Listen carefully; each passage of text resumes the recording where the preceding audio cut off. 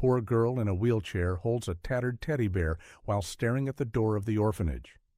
When the young billionaire arrives to make a donation, she whispers, "My little brother was chosen, but not me, because I'm too much trouble."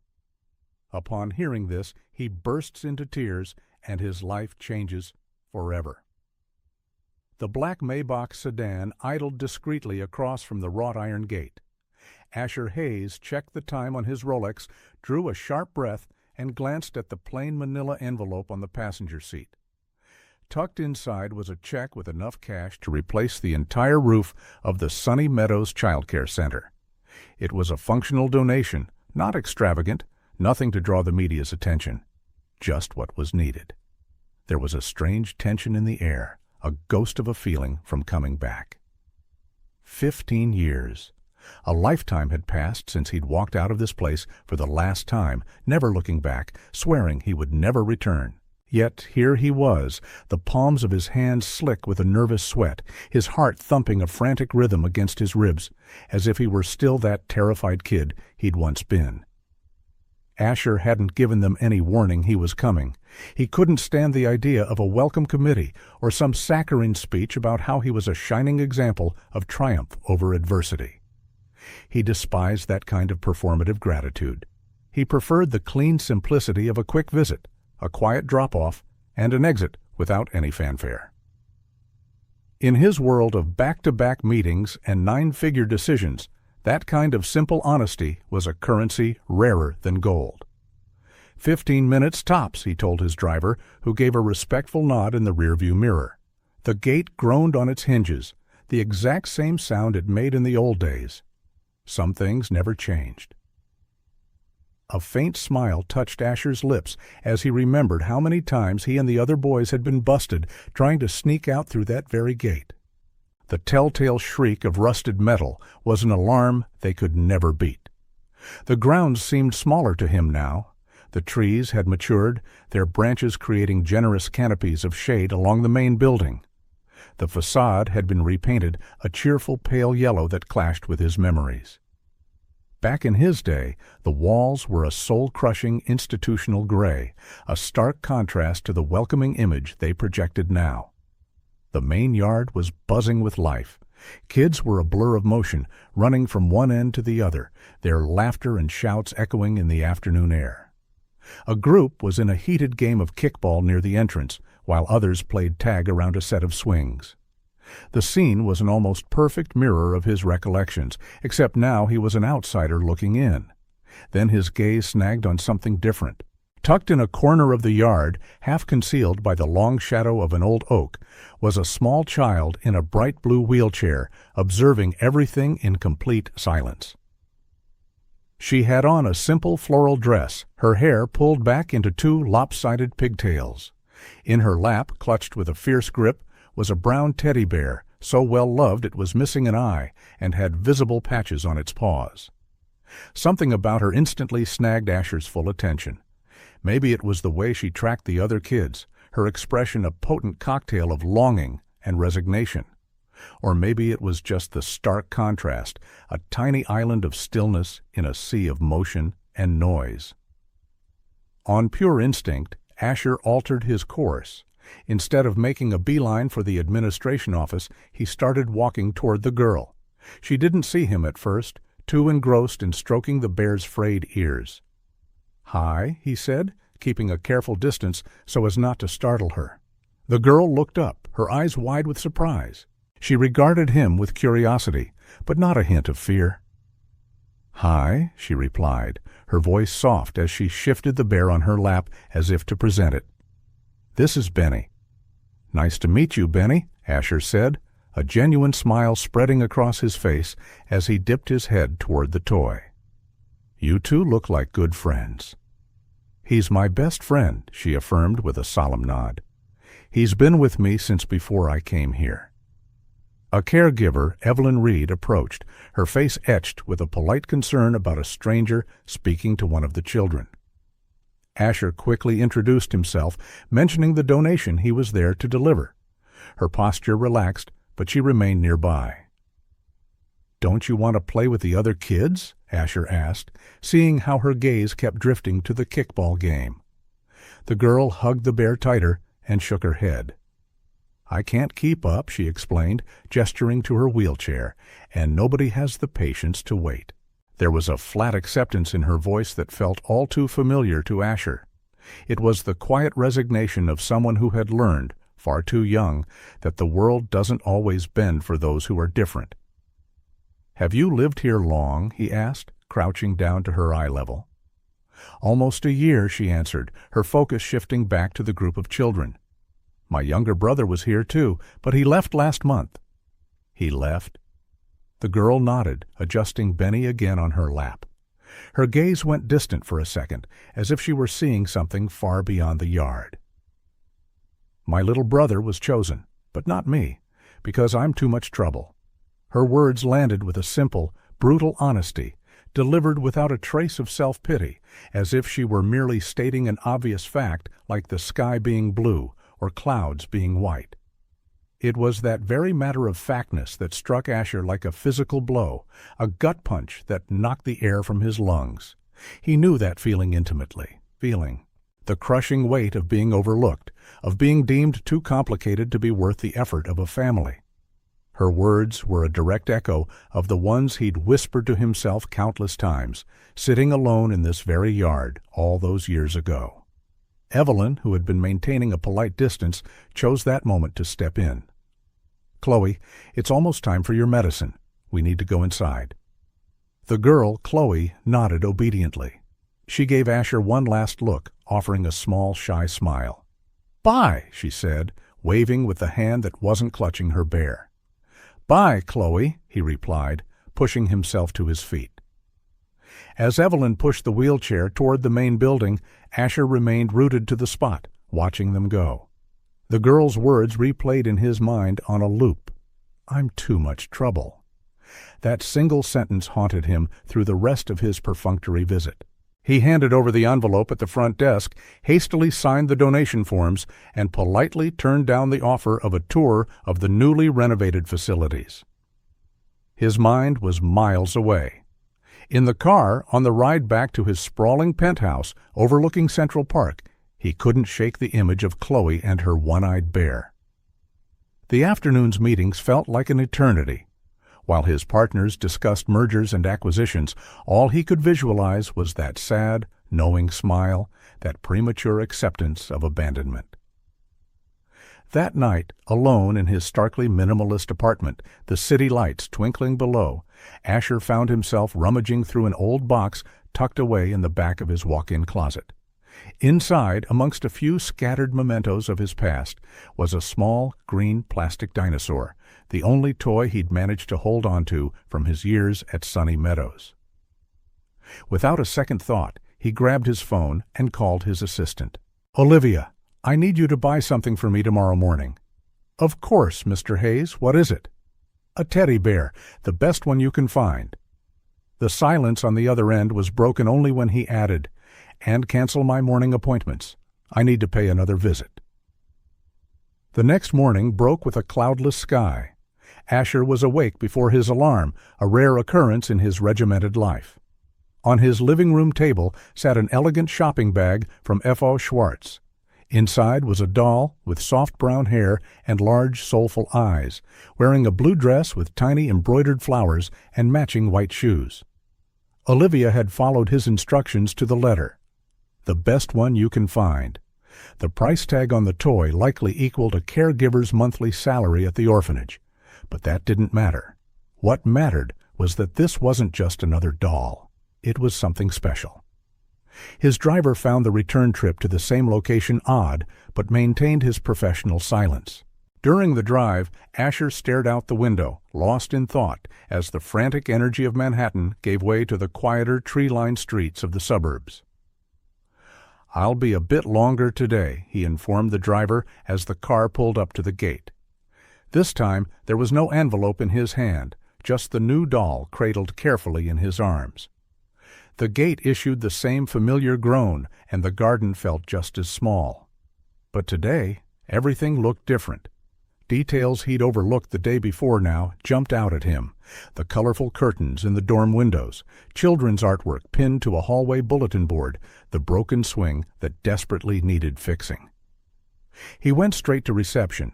The secretary recognized him instantly and offered a smile. "Mr. Hayes?" What a surprise.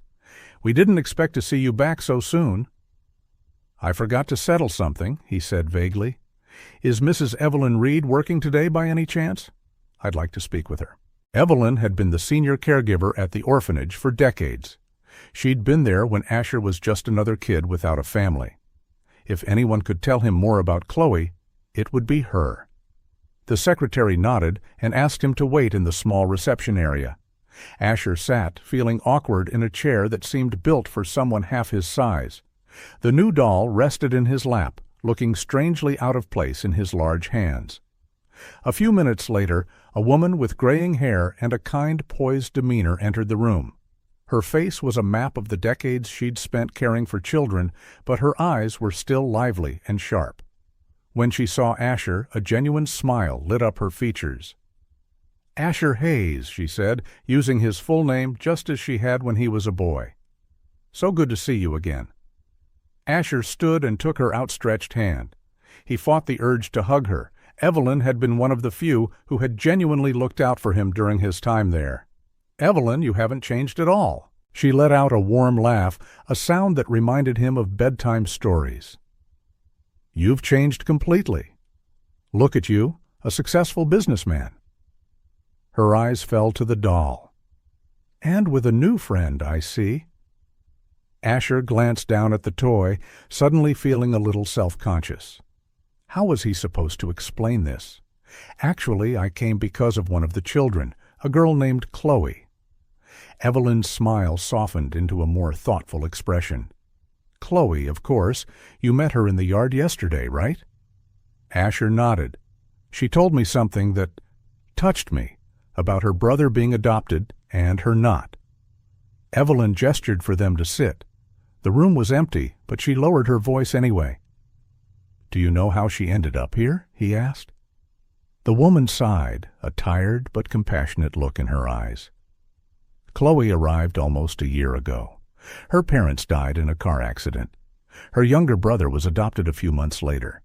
She has very few belongings, just that old bear she brought from home. She never complains about anything, but she hasn't been the same since." Each word hung in the air like an anchor.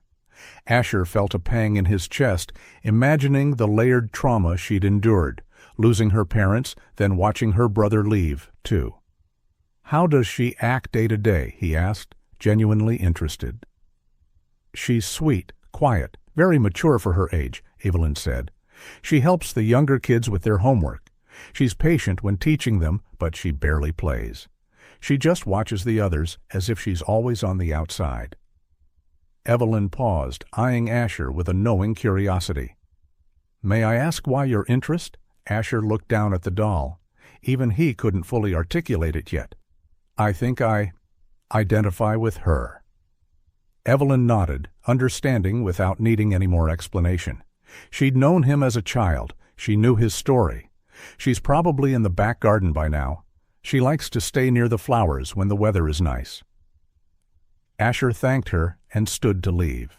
Evelyn watched him for a moment before adding, "It's good to see you back, Asher. Doing something like this?" He only nodded, not trusting himself to speak, before stepping back outside. The back garden was smaller than the main yard, but beautifully tended.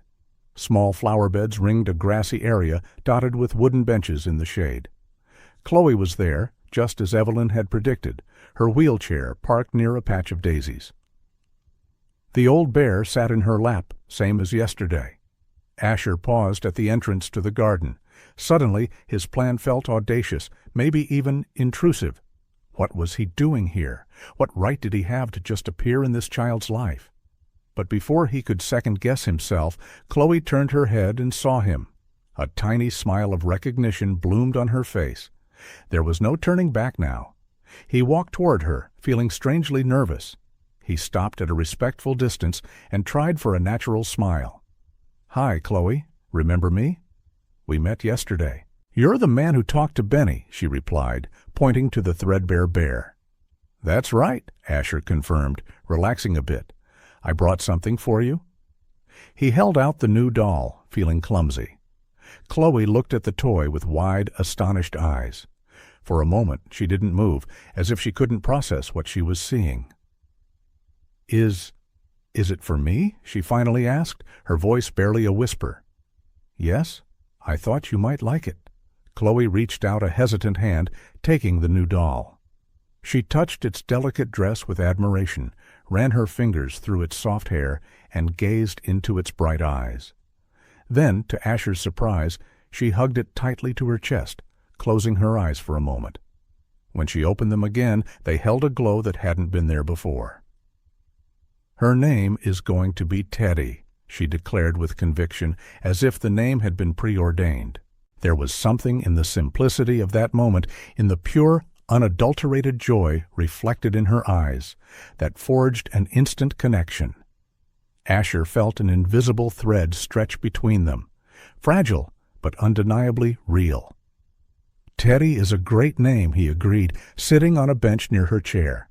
Chloe placed Teddy next to Benny on her lap and performed a formal introduction, speaking to both toys as if they were old friends meeting for the first time. Asher watched, charmed by the solemnity of her little ceremony. In that quiet garden, under the gentle morning sun, something began to shift. Neither Asher nor Chloe realized it then, but that simple gesture, a doll offered without grand pronouncements, had planted the seed of something that would grow far beyond either of their expectations. One visit became two. Two became three. Before he knew it, Asher had carved a new routine into his perpetually packed schedule. Every Wednesday at 3:00 p.m., his driver would drop him at the gates of Sunny Meadows. At first, the visits were short, almost formal. He brought small gifts, colorful books, new crayons, a jigsaw puzzle with large pieces, and would spend about half an hour with Chloe in the garden. The girl would wait for him with barely concealed excitement, always with Benny and Teddy on her lap, her eyes fixed on the gate long before the appointed time. The orphanage staff noticed the change in Chloe. The once reserved child who spent hours alone began to smile more. She started counting down the days to his next visit, marking little X's on a calendar Evelyn had given her just for that purpose. "How many days are left?" she would ask anyone who walked by. Over time, the visits grew longer. Asher started canceling meetings and delegating tasks to spend more time with her. A half-hour stretched to an hour, then 2. One time he lost all track of time and stayed until dusk fell, reading her stories from books she had never heard of. "Just one more, please," Chloe would plead, her eyes shining with eagerness, and he would read, putting on different voices for each character, pausing for dramatic effect, watching her face light up with every plot twist. On a particularly hot afternoon, Asher arrived with a larger bag than usual. Inside was a complete set of art supplies, paper of different textures, pastels, markers, and professional-grade colored pencils. Chloe's eyes went wide at the sight of so many colors at once. "They're all for me?" she asked, incredulous. "All yours," Asher confirmed. "Evelyn told me you like to draw." Chloe picked up a red marker and examined it as if it were a precious jewel. She carefully set the cap aside so as not to lose it, and immediately began to draw. Asher watched, fascinated by her intense concentration, the tip of her tongue peeking out from the corner of her mouth, her eyes laser-focused on the paper. "What are you drawing?" he asked after a few minutes. "A house," she replied without looking up, "with ramps instead of stairs." It was the first time Asher noticed a pattern. In her subsequent drawings, he realized she always included large windows and ramps. Houses, schools, stores, every building she drew had those features. "Why so many ramps?" he asked once. Chloe looked at him as if the answer were obvious. "So I can go anywhere," she explained simply. "And big windows so I can see outside even when I can't go out." In that moment, Asher understood something about her limitations that he had never truly considered. For Chloe, the world was full of invisible barriers that he, with his fully functional legs, had never had to face. During another visit, he noticed how carefully she stored every gift he brought. In a shoebox she decorated with colorful stickers. She kept all their drawings, the pencils still perfectly sharpened, the markers always capped, the small toys immaculately clean. "Why do you keep everything so carefully?" he asked. Chloe shrugged, as if the question hardly needed asking. "To make them last longer," she finally said. "Things go away if you don't take care of them." The simple statement carried a weight that hit Asher like a physical blow. For a child who had lost so much, so quickly, preserving what she had was an act of survival. On a rainy afternoon, when they couldn't sit in the garden, they stayed in the orphanage's small library. Chloe was flipping through a book on marine animals while Asher answered emails on his phone. The silence between them was comfortable, like that of old friends who don't need to fill every second with chatter. Suddenly, without looking up from her book, Chloe asked, "Do you have kids?" The directness of the question caught Asher off guard. "No," he replied simply. "Why not?" He smiled at her unvarnished curiosity. "I guess I've never met the right person to start a family with," he explained. "And I was always so busy with work." She nodded, as though the answer made perfect sense. She kept turning the pages of the book, taking in the colorful images of dolphins and turtles. Then, without warning, she asked another question. "Did you have parents?" The question landed like a knife, slicing the quiet air between them. Asher felt his body go rigid. It wasn't a simple question, not for him. The silence stretched, heavy as lead. Chloe looked up from her book, noticing the change. She saw the tension in his jaw, the way his fingers were gripping his phone too tightly. "I'm sorry," she said quietly. "Was that a bad question?" Her small voice brought Asher back to the present. He forced a smile that didn't quite reach his eyes. "No, it wasn't a bad question," he finally said. "It's just complicated." "Like me?" Chloe asked. "Chloe, I had parents, but they went away." "More or less," he agreed, choosing his words carefully. "My parents didn't die like yours. They left me here when I was little and never came back." It was the first time he had said it out loud in years. Not even in therapy had he managed to put it so plainly. He always used euphemisms, clinical terms, emotional distance. "I was institutionalized. I lived in a care home. I grew up in the system. Never the raw truth. I was abandoned." Chloe took in the information with the seriousness only a child who has known loss can possess. "That hurts more," she stated, "because they chose to leave." The accuracy of her observation was a punch to the gut. That was exactly it. The lifelong ache of knowing his parents had a choice and had still decided to leave him behind. Memories he'd buried deep clawed their way to the surface. The first weeks in the orphanage, crying every night, convinced his parents would return any minute. His first birthday alone, waiting for a call that never came. The broken promises. The letter he wrote at age 12 that went unanswered. Then the cold resolution he made at 14, not to cry anymore, not to wait anymore, not to need anyone anymore. "I really miss my parents," Chloe said, her voice cutting through his thoughts. "And my brother, too. Sometimes I cry secretly when I remember my mom's perfume or how my dad used to carry me on his shoulders. Gabriel, my brother, always slept with me when I was scared of storms." She hugged Teddy and Benny tighter. "But you came back," she continued. "You came back to the place that hurt you." The observation was so simple and so direct, it struck a deep chord in Asher. He'd never thought of it that way. Coming back to the orphanage was like facing a past he'd spent decades avoiding, and in some way, meeting Chloe had given that return a new meaning. "Yeah, I guess I did come back," he admitted. "You're brave," she said with conviction. Asher almost laughed. No one had ever called him brave for something so fundamental. Daring in business, yes. Ruthless in negotiations, absolutely. But brave for confronting his own demons? This was new. "You're brave, too," he told her. "Very brave?" She smiled, a smile that lit up her entire face, despite everything she had lost.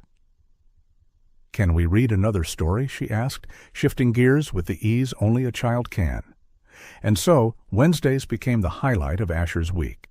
He, who used to measure success in acquisitions and profits, started to mark his best moments by Chloe's expressions: the smile when he arrived, the concentration while drawing, the curiosity during story time. His colleagues noticed the change. Olivia, his assistant, commented that he seemed more relaxed, less obsessed over tiny details. Daniel Harris, his business partner of over a decade, noted that he smiled more, something extremely rare in the past. "Did you meet someone?" Daniel asked during a business lunch.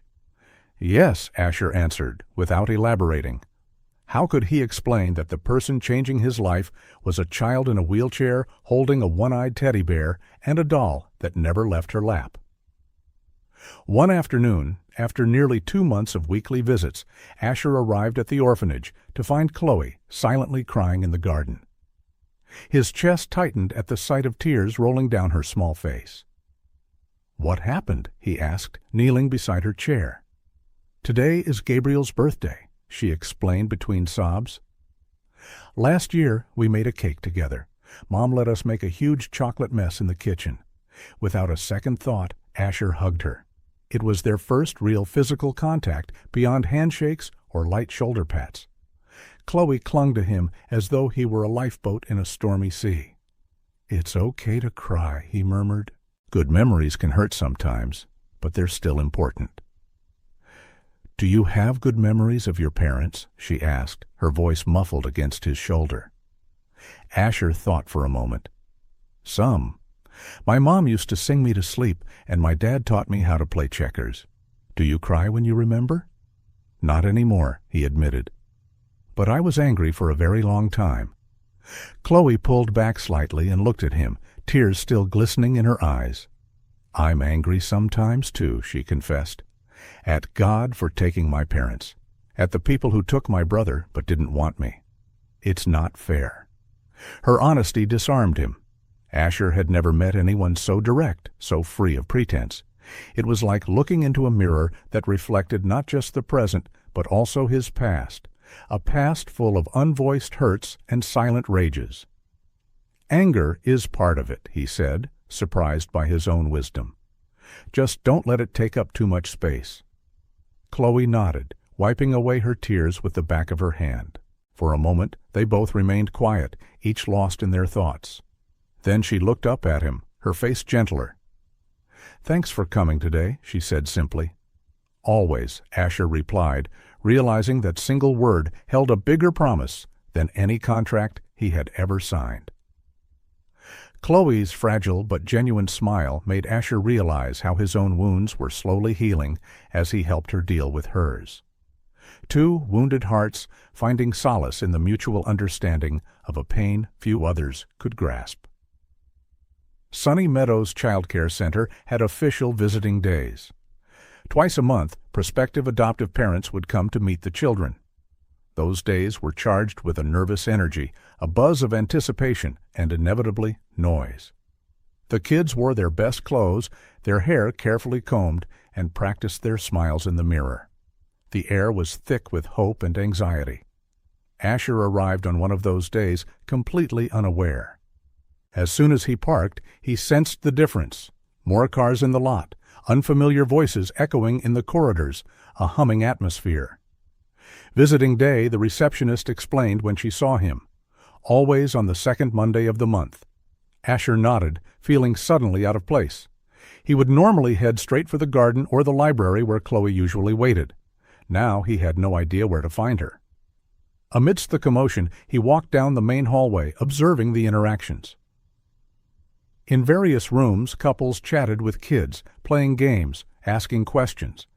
Staff members hovered discreetly, supervising and stepping in to facilitate conversations. Laughter, excited voices, and the occasional tears of a shy younger child echoed throughout. Asher looked for Chloe in all the common areas.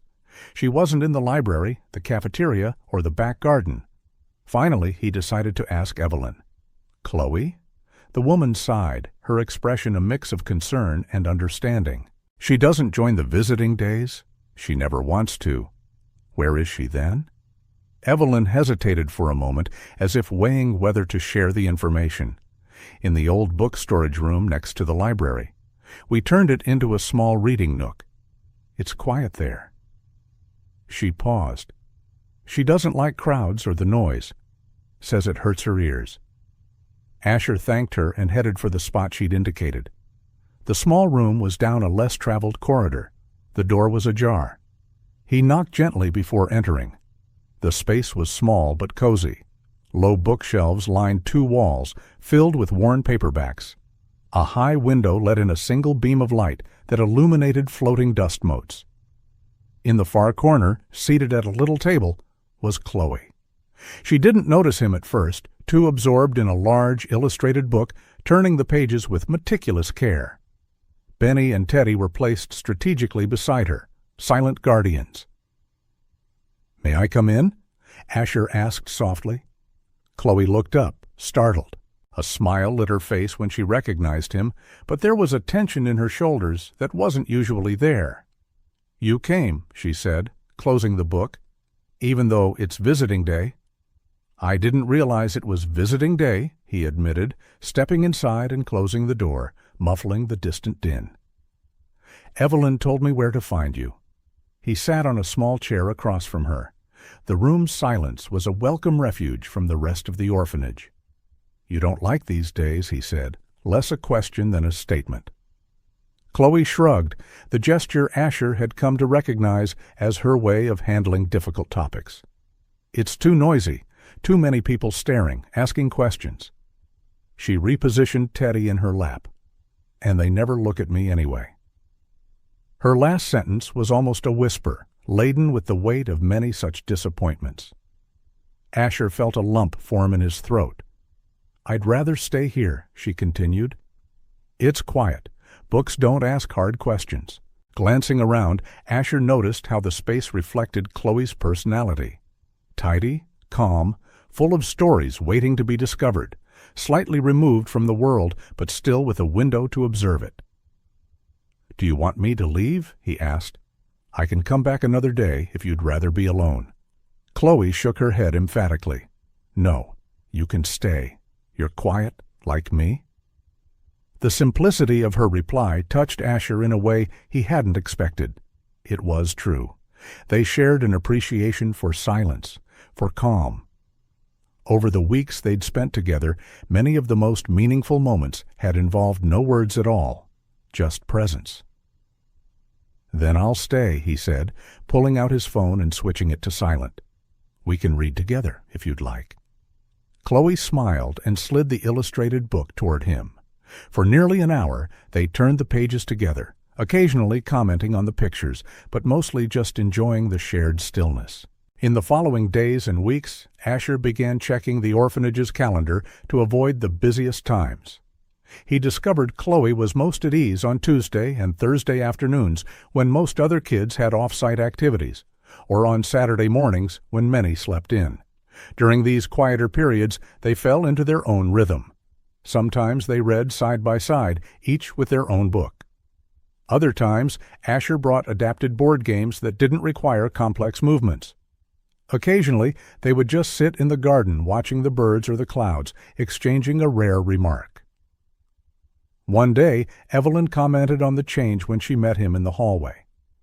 "I've never seen Chloe so at ease with someone," she said. "She's always been reserved, even before the accident. But with you, it's different." "I think we understand each other," Asher answered simply. On a particularly tranquil Saturday morning, nearly 3 months after their first meeting, they were in the back garden. The dew still glittered on the leaves, and the air had that clean, crisp quality of the early hours. Asher had brought a book of illustrated poems. Chloe listened attentively, sometimes asking to see the illustrations. After the third poem, she rummaged in her backpack, which hung from the back of her wheelchair, and pulled out a carefully folded piece of paper. "I made something for you," she said, handing it to him with an uncharacteristic shyness. Asher took the paper and unfolded it. It was a drawing made with the colored pencils he'd given her. It depicted two figures, a tall man in what looked like a suit, with dark hair and a small but distinct smile, and beside him a little girl in a wheelchair, holding what were clearly two small toys, a brown teddy bear and a doll in a blue dress. At the top of the page, in carefully formed letters, were the words, "My new friend." The raw simplicity of the drawing and its caption hit Asher harder than he could have anticipated. He felt a tightness in his chest, a surge of emotion so intense it momentarily stole his breath. It wasn't just that she'd drawn him, it was the realization that for this child who had lost so much, he had become important enough to be called a friend. "Do you like it?" Chloe asked, her voice betraying a rare nervousness. Asher realized he'd been silent for too long, just staring at the picture. "It's perfect," he said, his voice a bit husky. "It's the most beautiful gift I've ever received." He wasn't exaggerating. Over the years, Asher had received expensive gifts from partners, designer watches, valuable works of art. None of them meant as much as this simple drawing made with colored pencils. "May I put it in my office?" he asked. Chloe nodded, visibly relieved and happy at his reaction. "I made it because you always come to see me, even when you're busy, even when it's hard." Her comment revealed an awareness that Asher hadn't given her credit for. She had noticed the days he arrived tense from work, the phone calls that interrupted their time, the nights of lost sleep over big negotiations etched on his face. Yet he had never failed to show up. "I come because I want to be here," he said with total sincerity, "because our friendship is important to me." Chloe's smile was like the sun breaking through the clouds. For a moment, no more words were needed. Their shared silence spoke volumes, filled with a mutual understanding. That night, back in his apartment, Asher placed the drawing in a simple but elegant frame.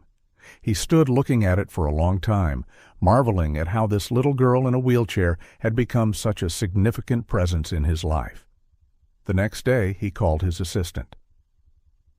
"Olivia, please cancel my Tuesday and Thursday afternoon appointments for the next few months," he instructed, "and also Saturday mornings." "All of them?" Olivia asked, surprised. Asher had never requested such a regular standing block of personal time before. "Yes, all of them." "It's an important commitment." After hanging up, he looked again at the drawing on his office wall.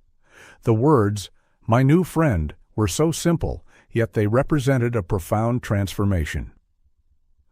For a man who had spent decades building walls around his heart, those 3 words were a monumental shift. The following week, when he arrived for his visit, he brought a special gift, an identical frame containing a professional photo of himself. On the back, in his careful handwriting, he'd written, "For my new friend, Chloe. With affection, Theo." When he gave it to her, her face lit up in a way that made all the stress of the previous weeks, the tense meetings, the tough negotiations, the sleepless nights, feel utterly insignificant. "Can I put it on my table?" she asked, tracing the edge of the frame with her fingertips. "It's yours. You can put it wherever you want." Chloe later explained that she kept it by her bed. It was the first thing she saw when she woke up, and the last thing she saw before she slept. A reminder that even on the quietest days, someone was thinking of her.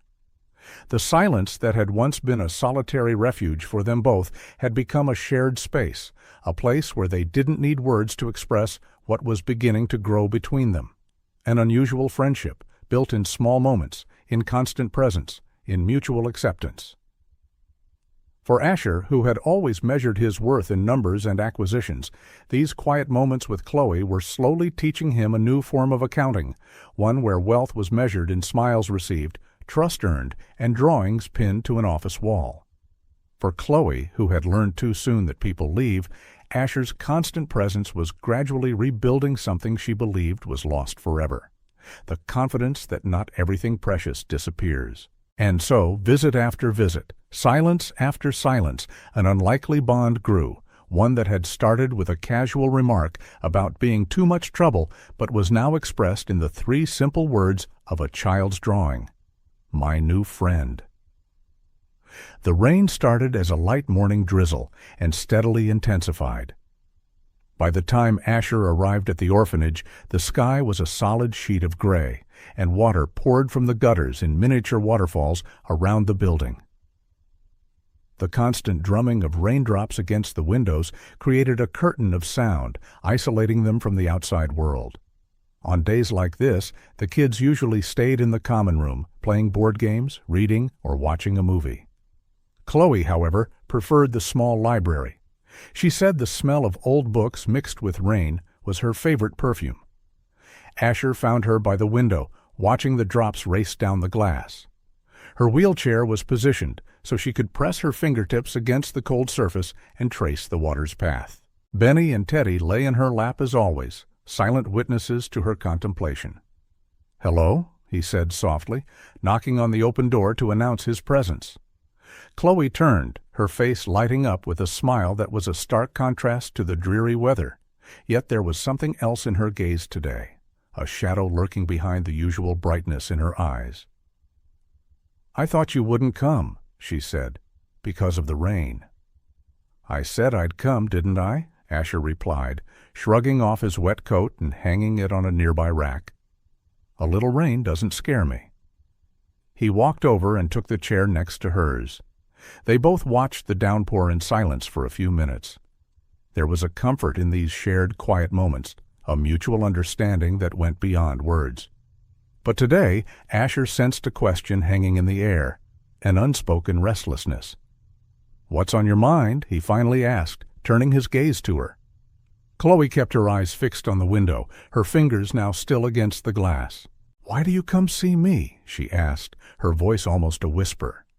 The question caught him off guard, not by its content, but by the raw vulnerability in her tone. "What do you mean?" Chloe finally turned to face him, her large eyes intensely serious. "Do you come here because you pity me?" The question was a punch to the gut. For a moment, Asher was speechless, searching for the right, honest response. "No," he said at last, with a conviction that surprised even him. "I come because you're the best part of my day." And as soon as he said the words, he realized just how true they were. Over the past months, his visits with Chloe had become the anchor of his week.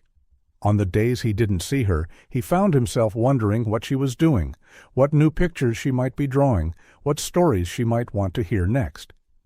Chloe's features softened at his answer, but a hint of hesitation remained in her eyes. "Even though I'm too much trouble?" she asked, her voice tiny, almost fearful. That phrase, "too much trouble," echoed back to the first time he'd heard her speak it in the courtyard, a reference to her brother's adoption, the same insecurity, the same doubt about her own worth, just for being who she was.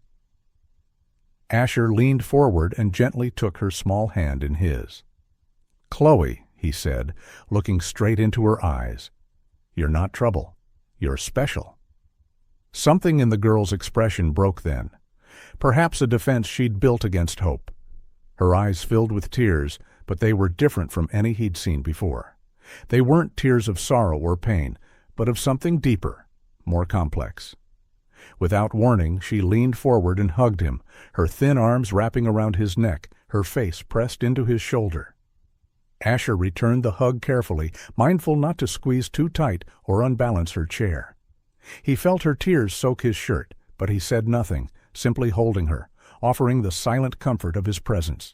When she finally pulled away, Chloe was smiling, a different kind of smile, lighter, as if a great weight had been lifted. "You're special too," she said, with the simple directness only a child possesses. The rest of the afternoon passed peacefully. They read, they drew, they chatted about small things. The bird building a nest on the window ledge, the new book Evelyn had brought to the library, the shapes of the clouds as the rain began to ease. The rain continued, but with less intensity. Asher watched Chloe draw, admiring the focused set of her face. She had a steady, confident hand. Even in her simplest sketches, she never hesitated in her choice of color or line. It was as if, on paper, all her insecurities vanished. "What are you drawing?" he asked, leaning in to see. "Our favorite tree," Chloe replied, pointing to the window that offered a view of the garden, where an ancient oak stood, its leaves glistening from the rain. "Ours," Asher repeated, smiling at the natural way she included them as a unit. "Yes," she said, not looking up from the page. "You always sit under it when you come to see me in the garden." It was true. Over the months they had developed small rituals, special places, fleeting moments that belonged only to them. The tree was one of those places, a meeting point, a refuge on warm afternoons, a constant in the midst of so much change. As the afternoon bled into early evening, Asher knew he'd have to leave soon. But before he did, there was something he wanted to do, something he'd been putting off for weeks. "Chloe, do you mind if I check out something before I go?" "I won't be long." She nodded, her expression curious. "Where? I want to see something from when I lived here." A look of understanding crossed her face, followed by genuine curiosity. "Can I come too?" Asher hesitated for a moment. What he wanted to see was personal, a piece of his past he'd kept hidden for years. But something in Chloe's expectant face made him nod. "Sure. I'll ask Evelyn to help with your chair on the stairs." Evelyn not only helped, but insisted on accompanying them, explaining that the wing where Asher had stayed was under renovation, and they'd need her permission to enter. Asher suspected she was also curious to see his reaction to revisiting that space. The third floor of the main building looked smaller than he remembered. The hallways that had once seemed vast now felt narrow, almost claustrophobic. The walls, once a dreary institutional green, were now painted a bright, welcoming yellow. Evelyn stopped in front of a door labeled Dormitory 3. "Still remember where your bed was?" she asked. Asher nodded. How could he forget? 6 years in that same dorm, in the same bed, staring at the same window on countless sleepless nights. Evelyn pushed the door open, and they entered. The dorm was stripped bare, mattresses gone, ready for renovation. But the basic structure remained. 5 metal-framed beds lined up against the wall, high windows, a small built-in closet where they'd kept their meager belongings. "It was right there," Asher said, pointing to the second bed on the right. "My bed for 6 years." Chloe took it all in, her eyes wide, as if trying to picture the boy Asher had been, sleeping there, living in this room. Asher walked slowly around the dorm, his footsteps echoing on the bare floor. He stopped by the wall next to where his bed had been and crouched down, carefully examining a spot near the baseboard. "It's still here," he murmured, more to himself than to the others. Evelyn came over, curious. "What are you looking for?" Gently, Asher scraped away a small flake of loose paint, revealing faint chalk marks underneath. "What's that?" Chloe asked, wheeling her chair closer to see. Asher smiled, a smile filled with a history of memories. "Something I wrote when I was 10. The words, written in a shaky, childish hand, were partially legible. "One day I'm leaving this place." "We've painted this wall at least 3 times since you left," Evelyn commented, surprised. "Amazing how some things endure." Asher touched the fading words, feeling an unexpected wave of emotion.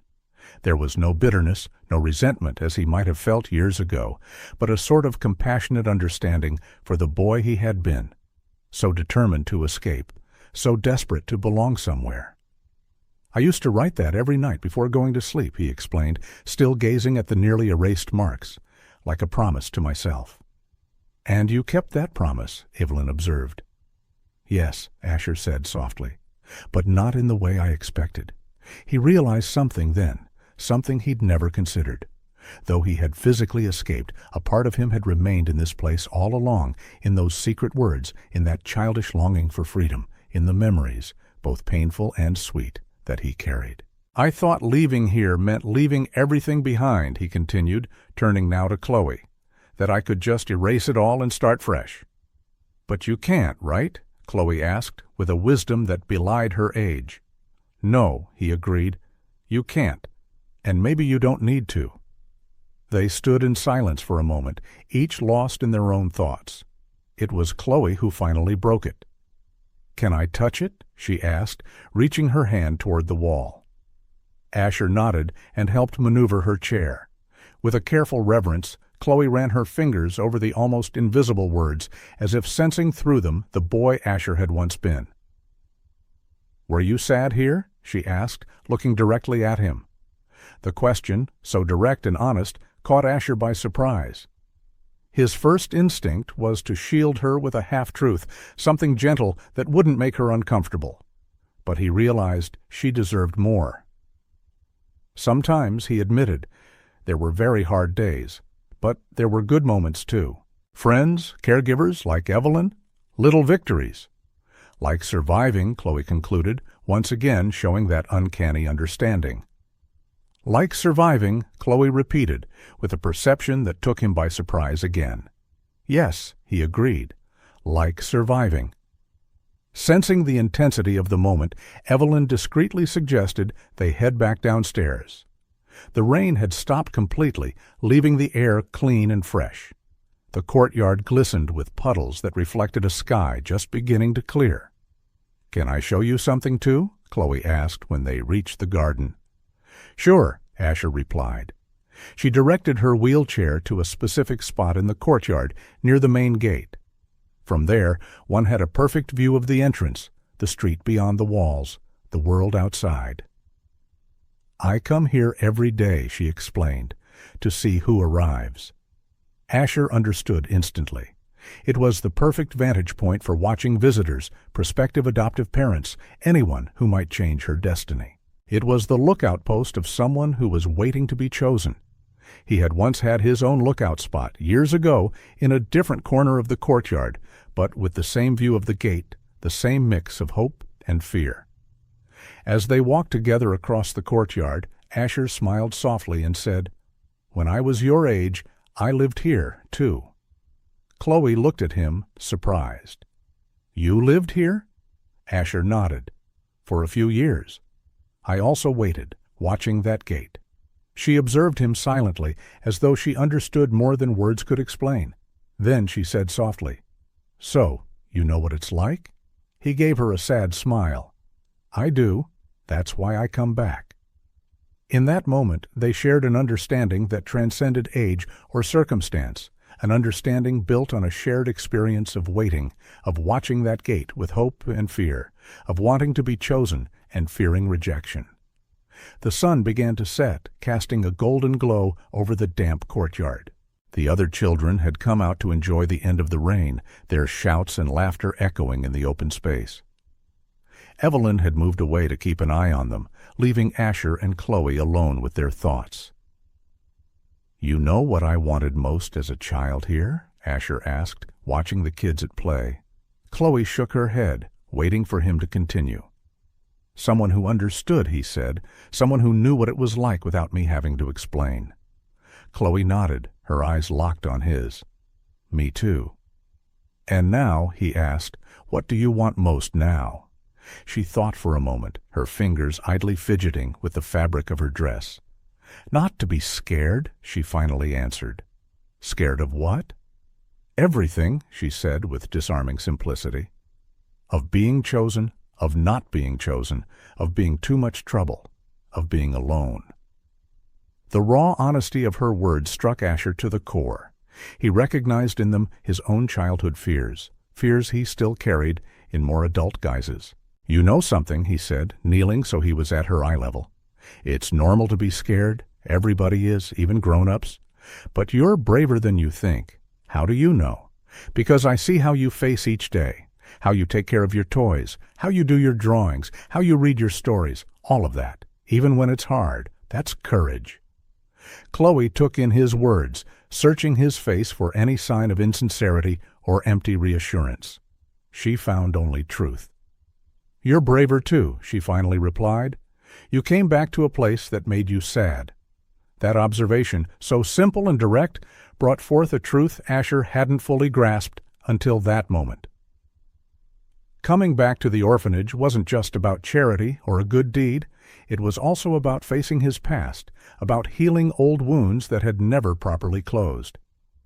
"I guess we're brave together then," he said, holding out his hand to her. Chloe smiled and placed her small hand in his. Together, she agreed. And so, under a sky that was gradually shifting from blue to gold, then tinged with the first purples of dusk, a child who was afraid of being chosen and an adult who still carried the scars of never having been chosen found a moment of peace. Not because their circumstances had changed, but because they were no longer alone in their fears. Sunday dawned clear and mild, perfect for what Asher had been planning for weeks. He woke earlier than usual, triple-checked a small backpack he'd packed the day before, and drove to the orphanage well before the arranged time. He felt a nervous energy he rarely experienced, even in multi-million-dollar board meetings. He had spoken with the orphanage administration, and after a mountain of paperwork, had obtained special permission to take Chloe out for a few hours. It had required signing numerous documents, providing references, and even sitting for an interview with her case's social worker. Evelyn had helped immensely, vouching for Asher's trustworthiness and the benefit the outing would have for Chloe. Chloe still didn't know. Asher wanted it to be a surprise. When he arrived, he found her already awake, having breakfast with the other children at a long communal table. She smiled when she saw him, then her brow furrowed in confusion. He never came on Sundays, and certainly not this early. "Good morning," he said, approaching her. "Ready for a surprise?" Chloe blinked, intrigued. "What surprise?" "How about we spend the day away from here, just the two of us?" Her eyes widened. She looked at him, then at Evelyn, who was approaching with a smile, then back at Asher. "I can leave?" "We have special permission," he explained, "for a few hours, but we have to be back before dinner." For a moment, Chloe seemed unable to believe it. Then, slowly, the biggest smile he had ever seen spread across her face. "Where are we going?" she asked, already pushing her cereal bowl aside, ready for the adventure to begin. "It's a surprise," Asher repeated, "but I think you'll like it." An hour later, Chloe, wearing a blue dress she'd specifically chosen for the occasion, was in Asher's car. Evelyn had helped load her collapsible wheelchair into the trunk and gave Asher final instructions about Chloe's medications and special care. Chloe had insisted on bringing Benny and Teddy, her inseparable companions. "They've never left the orphanage either," she'd said solemnly. "They need to see the world." Their first stop was the Bloomhaven Conservatory, a small flower garden on the outskirts of the city. Asher had discovered it by chance while looking for a birthday gift for his assistant. It was a family-run place, not large or sophisticated like a major botanical garden, but it had a special charm and, crucially, was fully wheelchair accessible. When they arrived, Chloe fell silent, just taking in the view.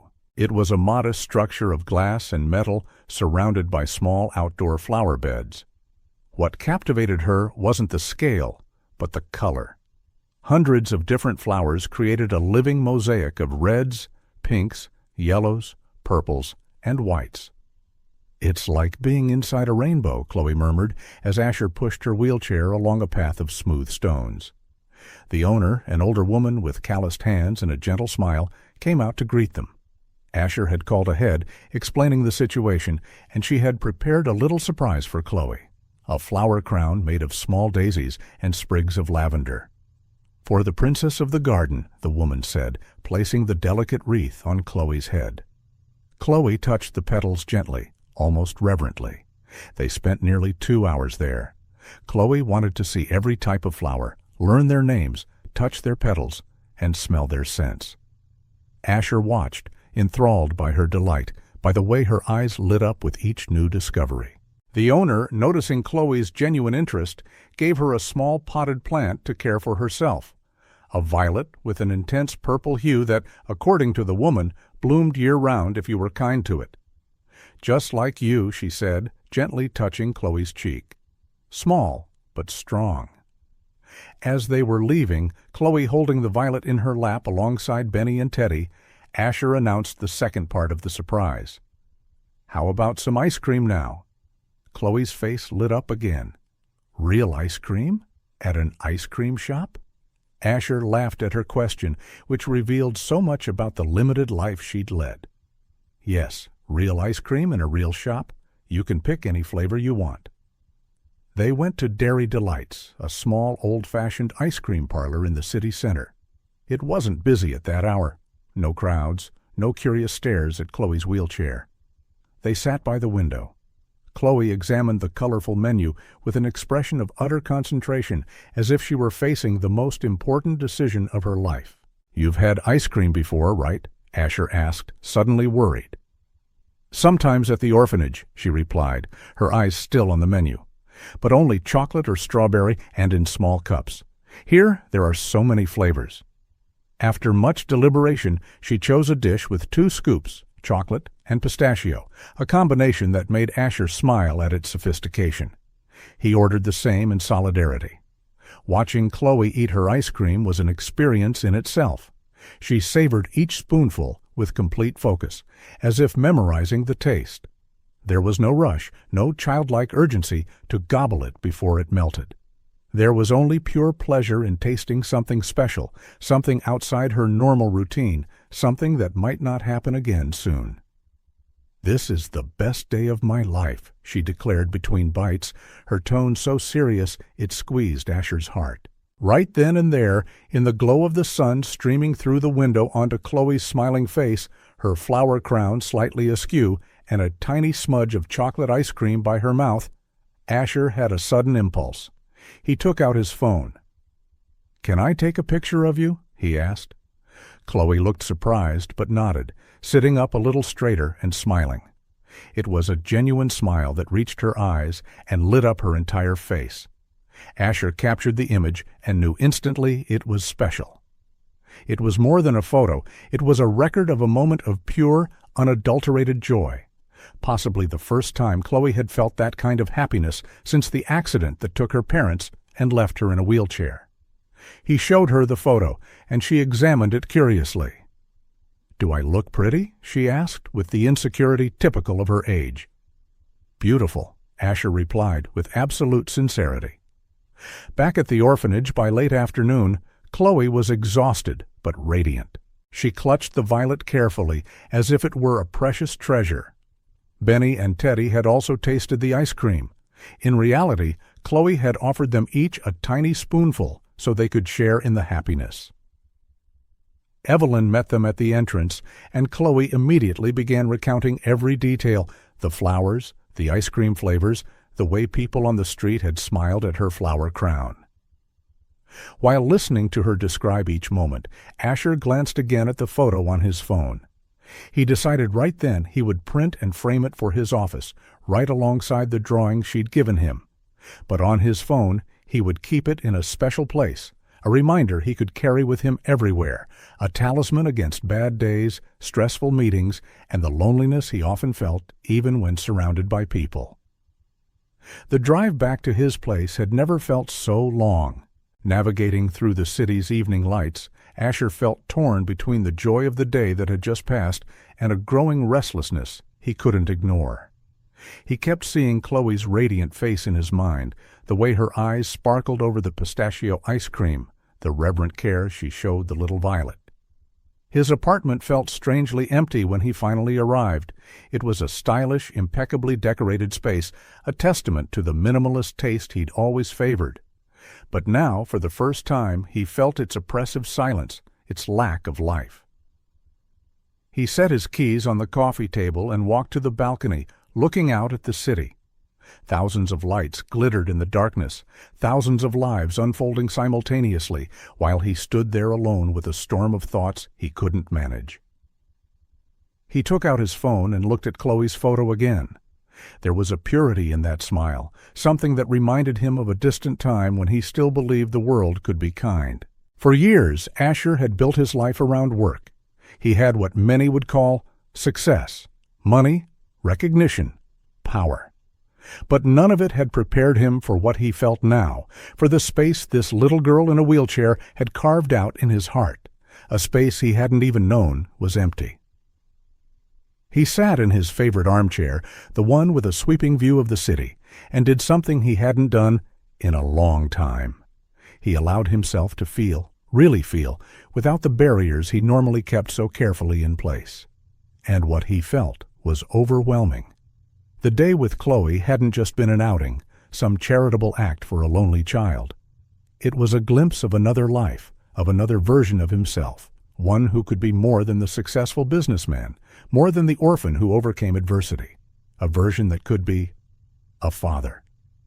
The word floated into his mind, both terrifying and irresistible. Father.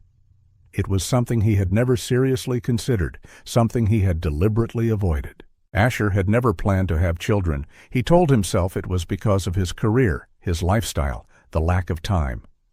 But the truth, now painfully clear, was fear. Fear of failing, fear of not being good enough, fear of repeating, in some way, the abandonment he himself had suffered. How could he be a good father if he'd never had one to learn from? How could he provide stability, safety, unconditional love? Things he'd never received. And yet, Chloe. He thought of how she faced life with a courage many adults lacked, how she smiled despite her losses, how she found wonder in the smallest of joys, how she treasured every small possession as if her life depended on it. He thought of how she understood him in a way no one else seemed to. There was a quiet strength in her, a resilience that stirred something deep within him. He knew her case file, the medical reports, the psychological evaluations. The doctors considered it unlikely she would ever walk again. He knew about the medications, the therapies, the special needs. He knew that any parent who adopted her would face challenges most people weren't prepared for. But he also knew, with a stunning certainty, that none of that mattered.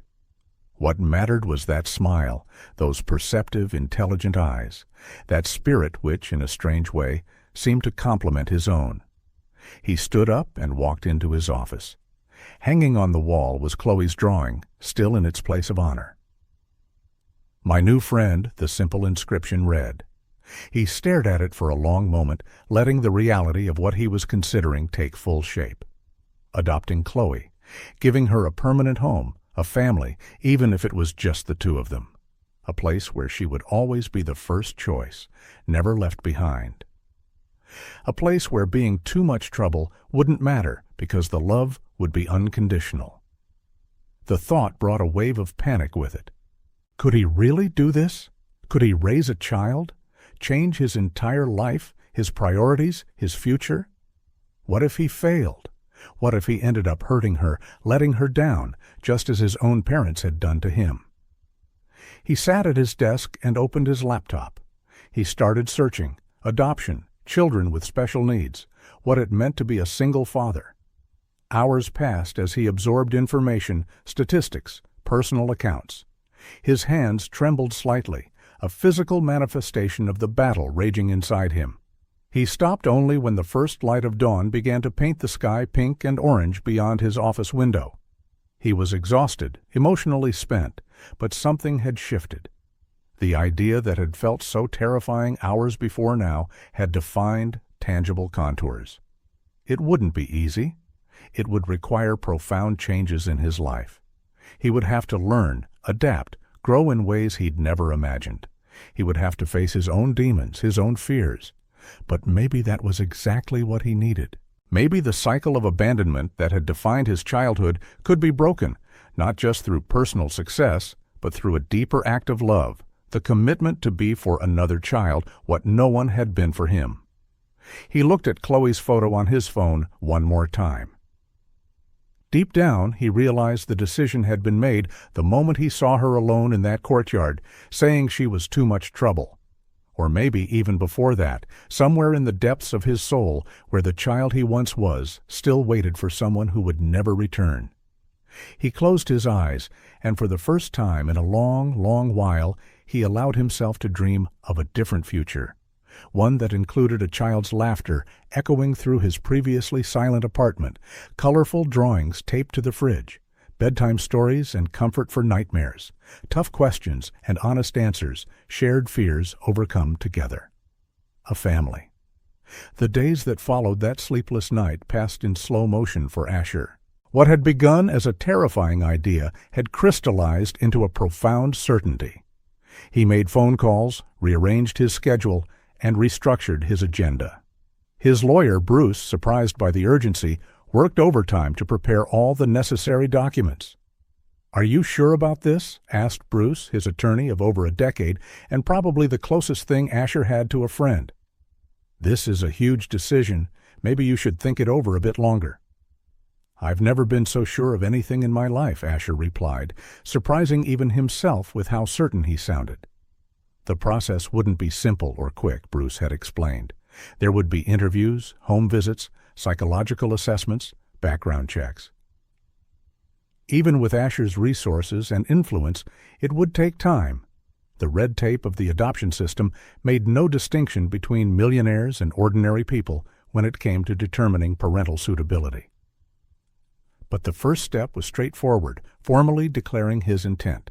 That was exactly what Asher planned to do that morning. He arrived at the orphanage earlier than usual. The familiar screech of the gate greeted him, but this time it sounded different, not just a reminder of a painful past, but an announcement of a future full of possibilities. Instead of heading straight for the garden or the library, he went to the administration office. The folder he carried felt like it weighed a ton, though it only contained a few documents. The formal notice of his intent to adopt, and the initial paperwork for what would be a long process.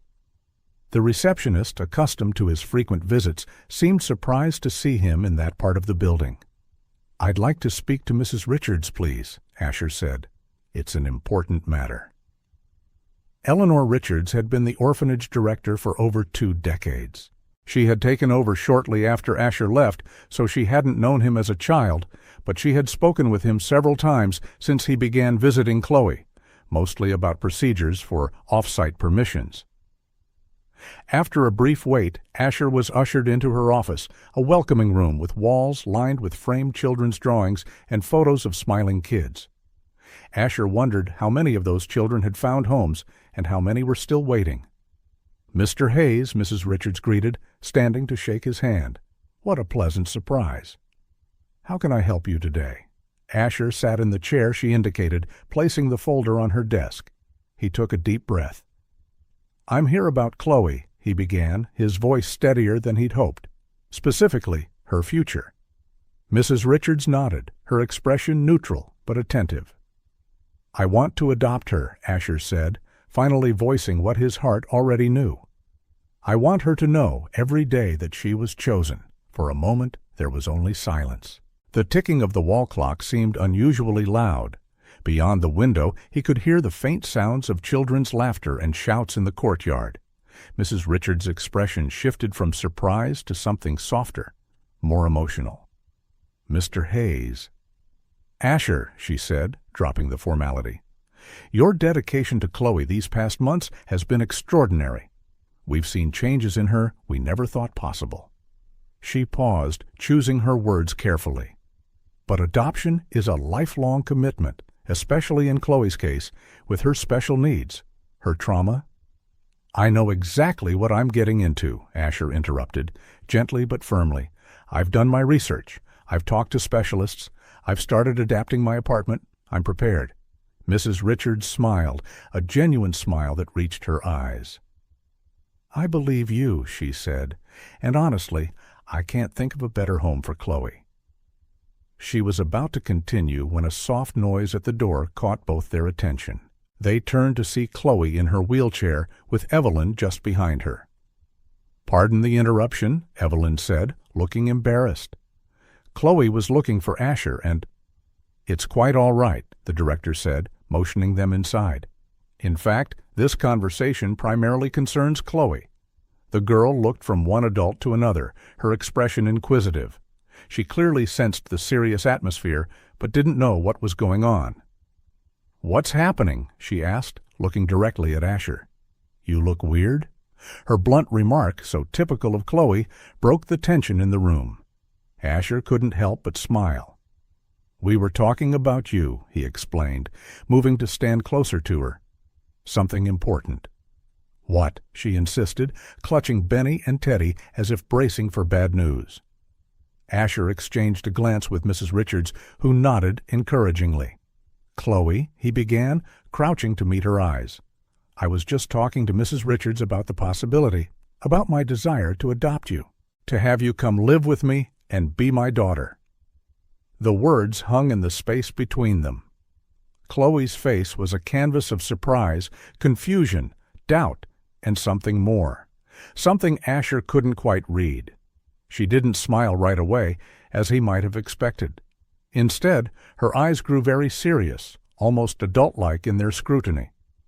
"What if I'm not what you expect?" she finally asked, her voice small but resolute. The question cut Asher to the core. It was the exact fear he'd had in reverse, that he might not be the father she deserved. And here she was, voicing the same worry from her own perspective. Asher crouched down further, meeting her gaze with a gentle firmness. "Chloe, I don't expect you to be anything but who you already are. You don't have to prove anything. You're already everything I want."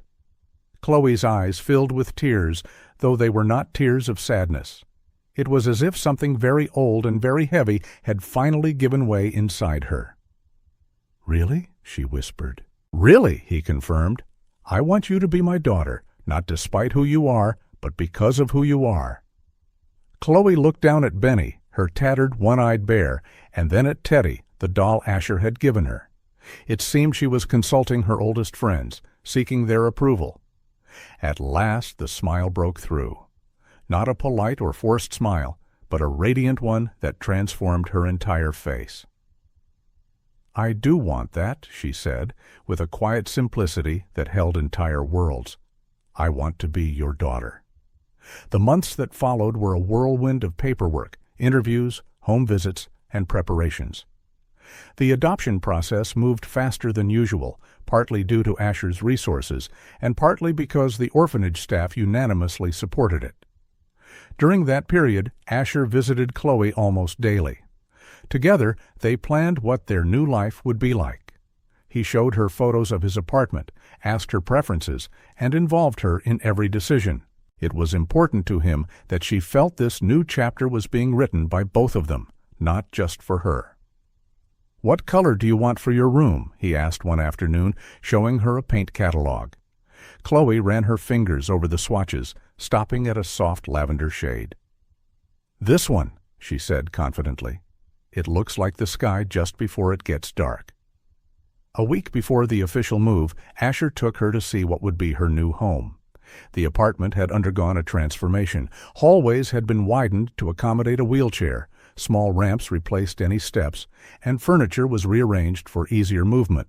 They were subtle changes, but they communicated a powerful message. This place was prepared for you. Her bedroom, however, was anything but subtle. The walls were painted the exact lavender she had chosen. A canopy bed stood at the center, dressed with a quilt embroidered with tiny flowers, reminiscent of the crown she'd worn on their greenhouse outing. Low bookshelves lined the walls, perfectly reachable for someone in a chair. There were toys, too, though not an overwhelming number, each chosen with care. A giant teddy bear occupying a corner armchair, dolls of various ethnicities, a box of large building blocks, and a complete art station with materials that went beyond anything the orphanage, or even Asher, had previously provided. But at the center of it all, two small doll beds placed by the head of the big bed sat empty, waiting. "For Benny and Teddy," Asher explained, seeing her curious look. "I thought they might like their own beds, though they can still sleep with you, of course." Chloe's eyes filled with tears. She didn't say a word. She just opened her arms. Asher hugged her, understanding every unspoken sentiment. On the official moving day, Evelyn helped pack Chloe's few belongings, some clothes, her carefully stored drawings, her favorite books, and of course, Benny and Teddy. It all fit into a single small suitcase, the sum of her 8 years of life. "Take good care of her," Evelyn told Asher, watching as Chloe said her goodbyes to the other children. "She's stronger than she looks, but also more fragile than she lets on." "I promise," Asher replied, feeling the full weight and privilege of that responsibility. Arriving at the apartment was both solemn and joyful. Chloe wanted to see every room again, this time with the knowledge that this was her permanent home. She paused to touch the furniture, to look out each window, absorbing the reality of this new life. In her room, she unpacked her suitcase with meticulous care, assigning each item a specific spot. Asher watched from the doorway, offering help only when asked. He understood instinctively that this was an important ritual for her. "Would this be okay?" he asked when she hesitated about where to place a stack of her drawings. "Yes," she answered with a small smile. "That way, it feels like it's mine." That phrase became a kind of mantra in the following days. Whenever she arranged something, she'd confirm, "Like this, it feels mine." It was as if she were gradually claiming not just the physical space, but the very idea of belonging. The first few days were a delicate dance of mutual learning. Asher discovered that Chloe was an early riser, but liked to lie in bed for a few minutes, watching the morning light. He learned she preferred her bread without crusts, hated the sound of the blender, and hummed softly to herself when she drew. Chloe, in turn, discovered that Asher sometimes worked late, that he made coffee way too strong, and that he rarely laughed, but when he did, his whole face lit up. Most importantly, she learned that when he said, "I'll be right back," he really did come back. There were challenges, of course. The first night was tough. Chloe woke up disoriented, forgetting where she was. Asher found her silently crying, clutching Benny and Teddy. "It's okay," he whispered, sitting on the edge of her bed. "You're home now." "How do I know I won't leave this place too?" she asked, her voice tiny in the dark. "Because this is our home now, yours and mine, forever. Promise, I promise with all my heart." She fell asleep holding his hand, both of them needing the physical connection. Soon they established routines. Breakfast together was non-negotiable, even if Asher had an early meeting. He adjusted his work schedule, setting up a home office for days he didn't need to be at headquarters. Chloe had therapy sessions, physical, occupational, and occasionally psychological. But Asher made sure there was also time to just be a kid. Bedtime became a special ritual. At first, Chloe felt shy about needing help, but she soon discovered that Asher turned it into an adventure, with tales of pirates and mermaids, making the necessary assistance feel more like fun. He never treated her limitations as a burden, just a challenge they faced together. Together, they created their own traditions. Wednesday nights were for movie marathons with popcorn. Sunday mornings meant making pancakes, which typically ended with the kitchen covered in flour and laughter. On rainy afternoons, they built blanket forts in the living room and read stories inside, as if they were in another world. The apartment began to bear the marks of their combined presence. One corner of the living room became known as Asher's Nook, where he read the newspaper after dinner. A spot by the kitchen window was dubbed Chloe's Observation Tower, where she liked to watch the city at sunset. The hallway to the bedrooms was decorated with her drawings, framed as if they were museum pieces. In Chloe's room, Benny and Teddy held a place of honor. The doll beds were rarely used because the two companions still shared her pillow every night. Asher realized their presence brought her comfort. They represented continuity, a sense of permanence in a life marked by loss. There were mistakes and adjustments, of course. Asher, used to living alone, sometimes forgot to keep things within her reach or would move furniture without warning. Chloe, accustomed to the orphanage's strict structure, sometimes struggled with the newfound freedom to make choices. But every mistake became an opportunity to learn. When Asher placed her favorite cups on a shelf that was too high, the solution wasn't just to retrieve them for her, but to install new pull-out shelves at her level. When Chloe had an anxiety attack after accidentally breaking a cup, afraid he'd be angry, he didn't just say it was okay. He showed her, time and again, that her worth wasn't tied to being perfect. "We all break things sometimes," he explained as they cleaned up the shards together. "Things can be replaced. People can't."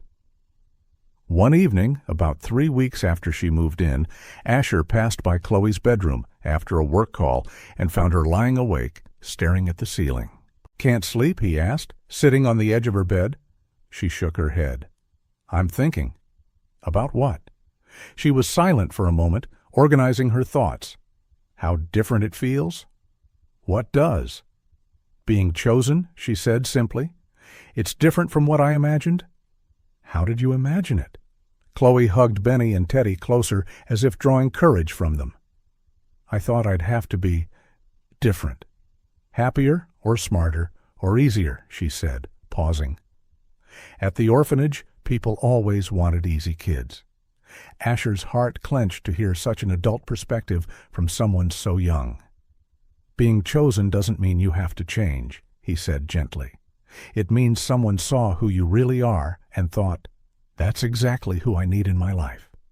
She considered that for a moment, then smiled. A slow smile that began small and gradually spread, like a sunrise. "I think I like that definition." "Me too," Asher agreed. "Now go to sleep. Tomorrow's a big day, full of good things." "Full of our things," he corrected. "Some will be easy, some will be hard, but they'll be ours." She nodded, satisfied with his honest reply. As her eyes drifted shut, still clutching Benny and Teddy, Asher realized that these first days together were teaching them both the same fundamental lesson, that family isn't just about sharing the good, easy moments. It's about creating a space where you can be completely, authentically real, fears, flaws, hopes, and all, and still be loved. And that, more than lavender walls or new toys, was the true home they were building together, one day at a time, one mistake at a time, one smile at a time, with an old teddy bear and a new doll sharing the same pillow, silent witnesses to a brand new beginning. The seasons began to change. Winter gave way to spring, bringing golden leaves to the neighborhood trees and cooler morning breezes. For Chloe and Asher, that change of season mirrored the transformations in their own lives. A new cycle was beginning, full of possibilities. 2 months had passed since Chloe moved in. Their routines felt more established, the spaces in the apartment more familiar, and the silences between them more comfortable. There were still moments of adjustment, of course. Sometimes Chloe would wake up crying at night, missing her parents. Some mornings Asher woke up anxious, terrified he might be incapable of giving her everything she needed. But these uncertainties, rather than driving them apart, seemed to strengthen the bond growing between them. One particularly sunny Saturday morning, while they were having breakfast, Chloe kept staring at the empty space between the bookshelf and the main window in the living room. "What are you thinking?" Asher asked, noticing her concentration. "That corner," she said, pointing. "It looks empty. What do you think should go there?" Chloe pondered for a moment, absently poking at her cereal. "Maybe my drawings?" "And some toys," she ventured, hesitating as if she wasn't sure her idea would be welcome. "It's our home, but sometimes it still feels too yours." That observation hit Asher with a sudden clarity. It was true. Despite the adaptations for Chloe, much of the apartment still reflected his old life, minimalistic, stylish, adult, neutral tones, designer furniture, abstract art on the walls. It all spoke of the life he had before she came. "I think that's a wonderful idea," he said with a smile. "In fact, let's make it our weekend project." "Sound good?" Chloe's face lit up. "Really?" "Of course. It's your house, too. It should have your touches everywhere." That very afternoon, they went to a home goods store. Chloe selected simple, light wood frames for her favorite drawings, some brightly colored pillows, and a low bookcase to display her treasured toys. Asher watched her choose, surprised by how seriously she weighed each option, considering how each would fit the space. "This matches the sofa better," she explained, choosing a blue pillow over a red one. "It makes the room feel calmer." Asher smiled, impressed by her developing aesthetic sense. There was so much more to her than he yet knew, and each new discovery was fascinating. On Sunday, they devoted themselves to creating Chloe's Corner, as it came to be called. Asher hung the frames at a perfect height for her to view them from the wheelchair.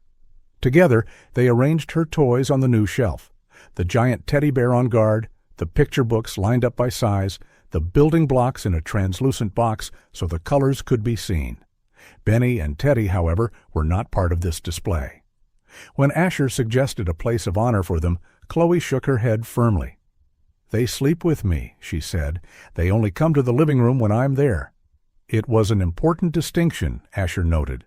There were display toys, and then there were essential companions, those that carried history and comfort beyond mere decoration. By the end of the day, the corner had been transformed. The framed drawings formed a small gallery of children's art, colorful horses, big windowed houses, and, of course, the increasingly frequent family drawings she made, a tall man in a suit and a girl in a wheelchair, hand in hand, always under a smiling sun. From her wheelchair, Chloe surveyed the final arrangement, her eyes shining with satisfaction. "Now it feels like my home, too," she declared, and her smile seemed to light up the entire room. Something in that statement touched Asher deeply. The idea that a space could transform from his home to their home simply through some framed art and well-placed toys felt both simple and revolutionary at once. In the following days, he noticed Chloe frequently pausing by her corner, rearranging a toy or admiring her drawings. It was as if that small claimed territory gave her the security to gradually make herself at home in the rest of the apartment. One afternoon, watching from the kitchen window, Asher saw something that subtly changed his perspective. Chloe was in the condo's small garden, pushing her wheelchair along the stone path by herself. There were obstacles, small inclines, tight turns, patches of loose gravel. But she maneuvered them with a determined patience, sometimes backing up to try another approach. His first instinct was to run out and help her, but something made him wait and simply observe. He watched the concentration on her face, the satisfaction when she cleared a difficult stretch, the patience when she had to try again. There was no frustration in her repeated attempts, only a calm resolve. In that moment, Asher realized that Chloe didn't need him to save her. She only needed him to be beside her. She didn't want every obstacle removed from her path. She only wanted the reassurance that he would be nearby if she needed help. He went downstairs to the garden, but rather than rushing to assist, he sat on a nearby bench. "Exploring?" he asked casually. Chloe nodded, skillfully navigating around a larger rock. "I'm mapping things out," she explained. "I need to know where I can go alone and where I'll need help." The practicality of her approach impressed him. Instead of lamenting her limitations, she was identifying them and working within them. "Learn anything useful?" he asked. "Yes," she replied, stopping next to the bench. "I learned I like trying by myself first." "I think that's very wise," he agreed, "and if you ever need me, I'm here." She smiled, that slow grin that started in her eyes and spread across her face. "I know." That simple affirmation, "I know," carried a world of trust that Asher wasn't sure he'd earned yet, but was determined to live up to. That night, after dinner, they sat in the living room for their usual bedtime reading. Chloe picked a book about a family of rabbits who rebuild their home after a storm. The story was about cooperation and how each member of the family contributed something different. When they finished, Chloe stayed quiet for a moment, absently stroking Teddy's hair as Benny rested on her lap as well. "What did you think of the story?" Asher asked. "I liked it," she said. "But they had to build a new house because they lost their old one." Asher nodded, sensing how the story could stir difficult memories. "Yes, sometimes we lose things we love, and we have to build something new." Chloe didn't speak for a while, still stroking the doll in her arms. "I miss my parents," she said finally, her voice small, yet steady. "But now I have a new family. You made me smile again." The simple words washed over Asher like gentle but powerful waves. He felt his eyes grow moist and made no effort to hide his emotion. "You made me smile again, too," he admitted. It was true. Before Chloe, his life was filled with professional success, but very few moments of genuine joy. Now, even on the hard days, there were flashes of laughter, shared discoveries, small triumphs they celebrated together. That night, as he tidied the kitchen after putting Chloe to bed, Asher pondered how his idea of home was shifting. He'd always thought in terms of physical structures, walls, furniture, and a dress. But he was beginning to realize that home was not just a place, but a feeling of belonging, of acceptance, of emotional safety. Chloe's corner in the living room was more than just decoration. It was a statement of permanence, a visual affirmation that she was not a visitor in his life, but an essential part of it. In the same way, her acceptance of this new reality didn't erase her past, but bridged it into a future they were building together. As he turned off the lights, Asher paused briefly at the corner they'd created. In the dark, only the shapes were visible, but that was enough. That small, personalized space had turned his apartment from a residence into a home, a place where both of them could be exactly who they were, with all their histories, their wounds, and their hopes. A place that now belonged to both of them. Winter gave way to spring. Flowers began to bloom in the small condo garden, and the mornings held that unique light that only the lengthening April days can bring. 6 months had passed since Chloe moved in with Asher. 6 months of adjustments, discoveries, little victories, and the occasional stumble. Life had found its own rhythm.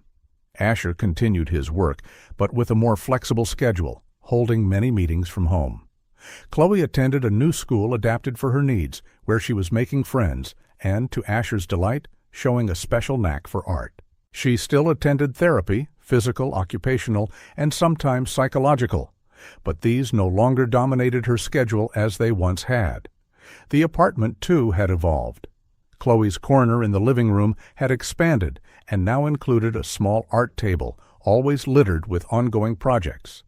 Her framed drawings were no longer confined to that space. They appeared everywhere, on the fridge, in the hallway, even in the bathroom. Gradually, the neutral tones and minimalist decor Asher once preferred had given way to color, texture, and the signs of a shared life.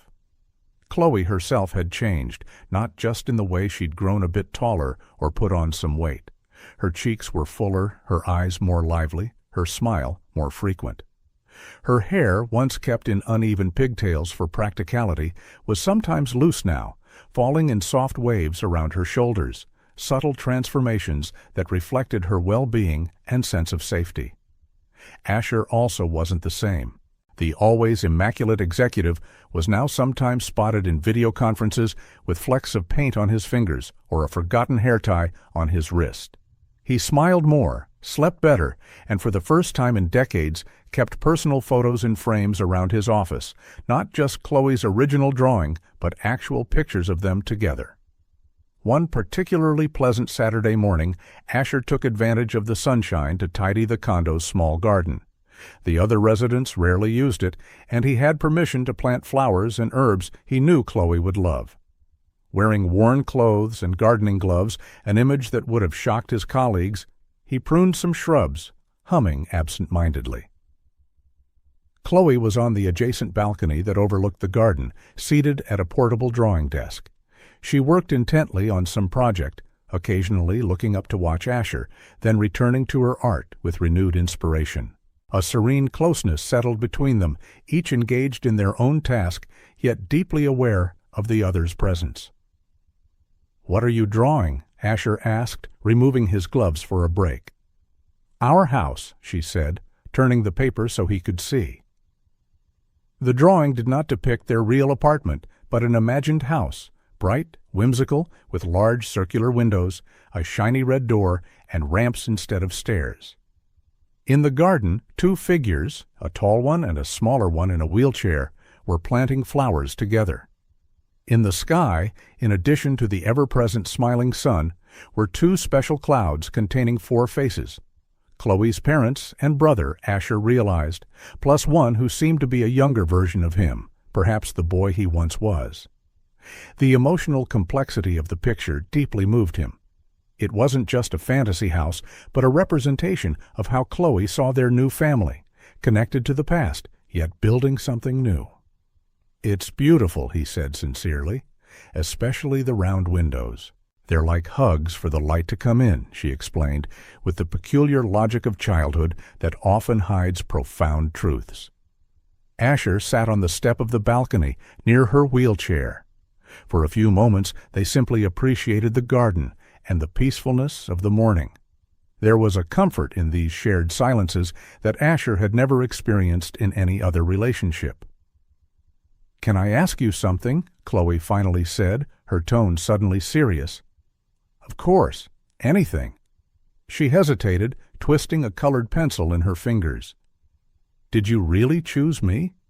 The question took Asher by surprise, not so much for what it asked, but for the timing. After 6 months together? Why now? "Of course I did," he said, leaning closer. "You know that." But she frowned, clearly grappling with complicated feelings. "All those people who visited the orphanage and never chose me. They saw my wheelchair, my complications. Why were you different?" In her words, Asher heard layers of insecurity he thought had been put to rest. But he understood that some wounds take a very long time to heal. Maybe something had happened at school, a passing remark, or just her own introspection that had revived old fears. He chose his words carefully, knowing how much they mattered. "I think we chose each other," he finally said. "I wasn't looking to become a father when I first came to the orphanage. I was just there because, well, for my own reasons. But then you spoke to me, you showed me your world, and something changed, something I can't fully explain." Chloe listened intently, soaking up every syllable. "When you meet the right people," he continued, "it's not like picking out a present in a store. It's more like recognizing someone who was meant to be in your life, even if you didn't know it yet." A small smile formed on Chloe's face. So it wasn't pity? Definitely not, Asher assured her, sensing this had been her biggest fear all along. "It's because you're exactly who I needed in my life. Without realizing it, I'd been looking for you for a very long time." Chloe mulled this over, then nodded, seemingly satisfied. She resumed coloring her drawing, adding more details to the imaginary garden. "You're not too much trouble either, you know," she said casually, not looking up. Asher raised his eyebrows, amused by her remark. "I'm not?" "No," she said, now grinning mischievously as she lifted her eyes to him. "You learn fast, too. You can almost braid my hair without any tangles." Asher laughed, recalling his disastrous first attempts at braiding her hair, messes that looked more like bird nests than neat braids. "I'm improving, huh?" "Yes," Chloe said with a theatrical pause, "but you still need practice." They both laughed at the inside joke, recalling rushed mornings with Asher wrestling hair ties and following YouTube tutorials. It was moments like these that surprised Asher the most, not the big milestones or notable achievements, but these small, daily interactions that had quietly turned two lonely lives into a family. The journey wasn't linear or always easy. There had been nights of nightmares and days of insecurity, the practical challenges of living with a child with special needs, and moments of doubt about whether he could be the father Chloe deserved. There was the night she had her first high fever and the panic he felt rushing her to the ER at 3 a.m. The first parent-teacher conference at her new school, where he felt out of place among couples who seemed to know exactly what they were doing. The time Chloe cried inconsolably on the anniversary of the accident that took her parents, and he feared nothing he did would be enough to ease her pain. But for every difficult moment, there were also wonderful discoveries. The first time Chloe called him Dad, without fanfare or planning, simply over breakfast, while asking him to pass the jam. The afternoon she managed, after months of therapy, to move from her wheelchair to the couch on her own, the pride shining in her face worth more than any business success Asher had ever had. The Christmas they spent together, creating their own traditions that mixed old memories with new hopes. With every obstacle, every challenge, something unexpected happened. They grew stronger together. It wasn't Asher rescuing Chloe, nor was it Chloe healing Asher's past. It was more complex and yet simpler than that. Two imperfect people, scarred in different ways, finding in each other's vulnerabilities the strength to move forward. The truth, clearer now than ever in the spring sunshine, was that they hadn't saved each other. They had rebuilt themselves, brick by brick, day by day, in an ongoing process that would likely last a lifetime. Watching Chloe on the balcony, sunlight dancing in her hair, Asher felt a profound sense of gratitude. Not just for the happiness she brought him, but for the person he was becoming through her. More patient, more present, more capable of seeing beauty in small, everyday moments. The true home they had built wasn't simply the apartment with its ramps in Chloe's corner, nor even the fantasy house in her drawings with the hug windows. Their real home was in the invisible spaces between them, the trust slowly gained, the routines formed, the comfortable silences, the laughter over messy braids. They had built the most special kind of house, one that existed in each other's hearts, a house with no walls or limits, one that no one could ever take away. A house where the wounds of the past weren't erased, but were welcomed and woven into the new story they were writing together, day after day. A house where they would never be alone again. If this story touched your heart, subscribe to the channel and turn on notifications so you don't miss the next ones. Leave a like because it helps this story get recommended to more people.